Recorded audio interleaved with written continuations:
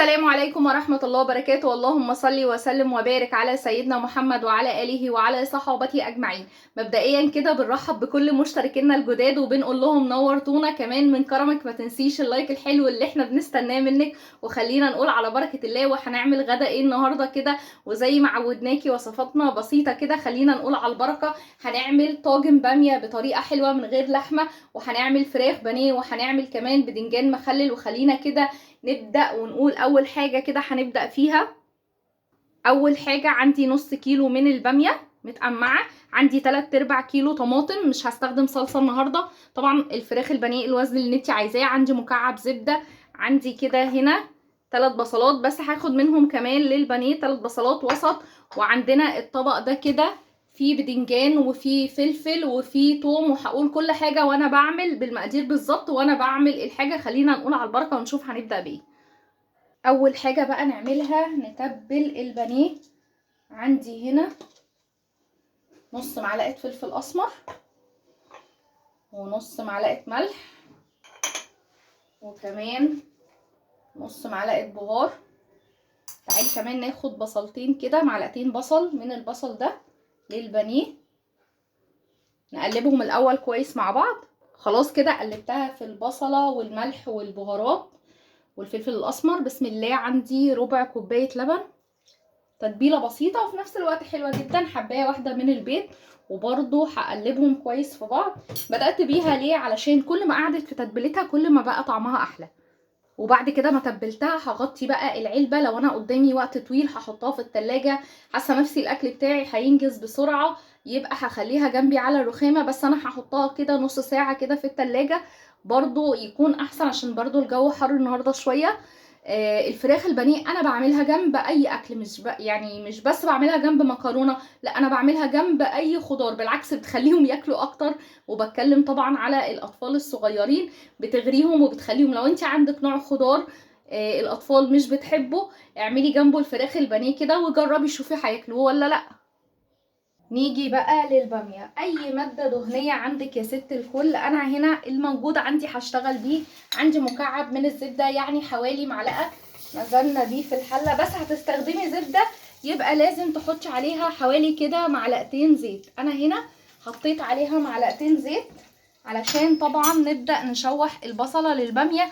هعمل لك طاجن بامية كده بطريقة يمكن تستغربيها شوية، بس الطعم حكاية. قلنا باميه بقى يبقى طماطم، ملناش دعوه بصلصه المعلبات، يبقى طماطم وشويه بصل كده مظبوطين عشان في الاخر يدوكي شويه باميه. سواء في طاجن او سواء باميه هتطبخيها عاديه، يدوكي شويه باميه كده بطعم الزمن الجميل. انا هنا عندي كان 3 بصلات، ودي كده اخدت منهم واحده صغيره اهو كده. لازم اتوصى بالبصله اللي هحطها للباميه. خليني كده يعني ادخلها على الذهبي كده، اشوحها لحد ما تبقى ذهبي.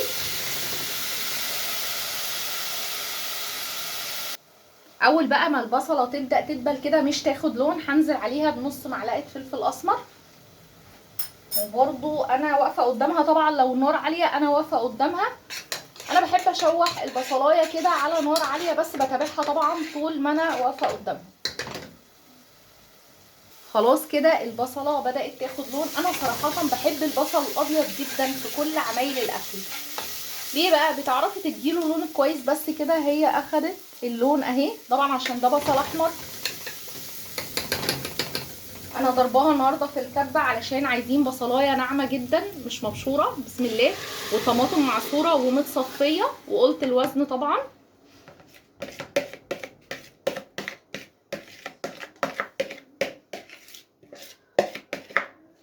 نسيبها بقى كده، نعلي النار زياده ونسيبها كده تسبك لمده ربع ساعه.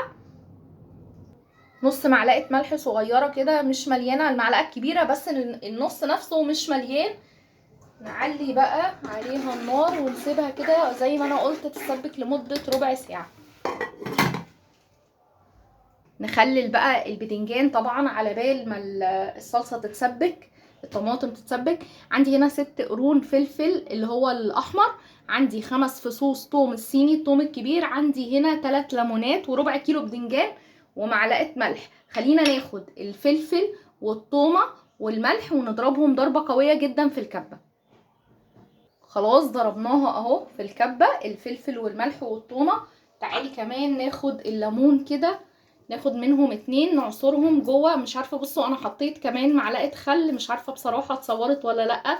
حطيت معلقة خل في الفلفل والحاجات دي، وهعصر ليمونتين هنا برضو في الدقة نفسها، عشان تاكلي البدنجانية كده يبقى فيها كل حاجة. مش بعصر الليمون من فوق بس، كمان بحط في الخلطة بيبقى طعمه حلو جدا. خلاص جهزنا الخلطة كده. بصوا بقى، انا هنا الصراحة لبست كده الكيس الجوانتي في ايدي، ولو ما عنديش كنت هلبس طبعا كيس من الحاجات اللي بنحط فيها الحاجات في التلاجة، الكياس اللي هي بتاعت التلاجة. ليه؟ علشان الخلطة دي يعني حرقة جدا، ولو نزل عليها على ايدك المية اللي فيها دي هتعمل لك التهابات وهتتعبك. وعلى ايه؟ فلو مش موجود عندك حتى وهتعملي بالطريقة دي، البسي حتى كيس التلاجة في ايدك، الكيس اللي بنحط فيه الحاجات في التلاجة، اللي بنخزن فيه الحاجات في الفريزر.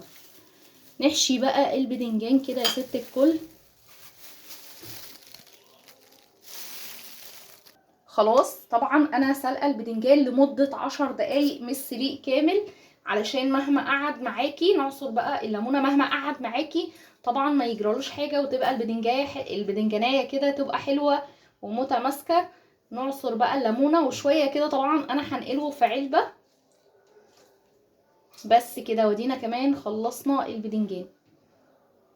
نروح بقى نشوف الباميه وصلت لايه. الصلصه بتاعتها اكيد كده خلاص اتسبكت، باينه كده. احنا سيبناها لمده ربع ساعه، باينه كده ان هي طبعا اتسبكت. خلينا كده نقول ننزل بالباميه. وبرده مش هسوي الباميه سوا كامل عشان لسه هدخل في طاجن الفرن، ونسيبها كده هي كمان لمده ربع ساعه مع الصلصه. مر ربع ساعه على الباميه. تعالي كده قبل ما نحطها في البرام وندخلها الفرن نكمل بقيه الحاجه. عندي مكعب ماجي، وكمان هحط ربع معلقه ملح، لان قلنا الملح بتاع العلب ده مش بيملح. ربع معلقه ملح، لما دقتها لقيت طبعا يعني مع مكعب الماجي مش هيكون الملح مظبوط. حطيت كمان ربع معلقه فلفل اسمر، ودي كل بهاراتنا، ما بتاخدش بهارات كتير الباميه. بعد الربع ساعه كده اللي سيبنا فيها الباميه مع الصلصه مع الاضافات الاخيره على النار، ربع ساعه حطيتها من فوق. تعالي بقى نفضيها كده ونحطها جوه الفرن كمان لمدة ربع ساعة على الشبكة، مش على الصاجة، على الشبكة مباشرة، يعني تبقى على الشبكة على طول لمدة ربع ساعة كمان. ولما تطلع نشوف هنكملها بايه. نيجي بقى للبانيه. طبعا على بال البامية ما تطلع من الفرن حطيت 4 معالق دقيق. طبعا البانيه بتاعتنا فيها كل حاجة، وكيس فيجيتار، بس خدي بالك علشان نوعين، حار وعادي. انا بجيب العادي. الحار يعني الحار حراق جدا، محدش يستحمله طبعا الا الناس اللي بتحب طبعا الاكل السبايسي. خلاص قلبت الفيجيتار والدقيق مع بعض الاتنين. وخدي بالك الفيجيتار ده بيبقى فيه سنة ملح، فخلي بالك من ملحك وانتي بتتبلي البانيه. باخد بقى الحتة كده واحطها طبعا في الفيجيتار والدقيق، بعمل بصوابعي كده عليها علشان لما اقليها الكفر ما يفكش منها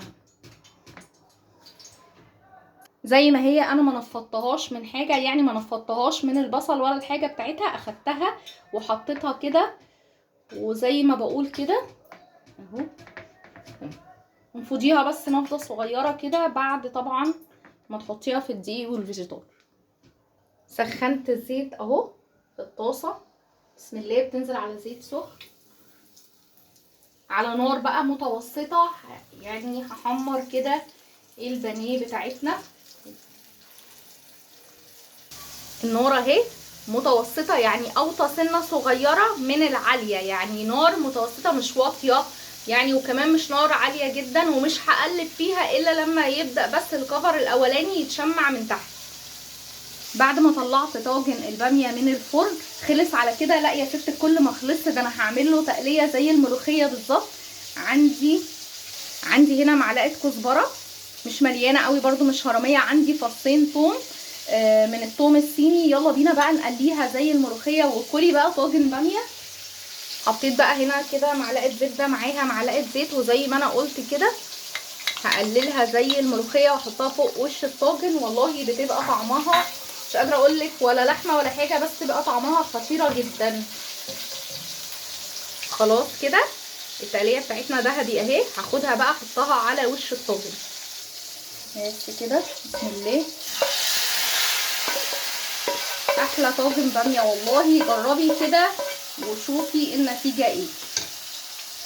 وبس كده يا ست الكل، وده كان غدانا النهارده. بقلي البانيه على قد اللي هياكل دلوقتي بس كده، لانها حلاوتها وهي سخنه. طاجن الباميه حلو جدا والله، برغم ان هو طبعا ما فيهوش لحمه ولا حاجه، والبانيه بتبقى جنبه جميله، وشويه البدنجان اللي خليناهم. اكل كده حلو جدا وسهل برضه وسريع. ولو عجبتك بقى القناه ما تنسيش الاشتراك فيها وتفعيل الجرس ليوصل لكم منا كل جديد. والسلام عليكم ورحمه الله وبركاته.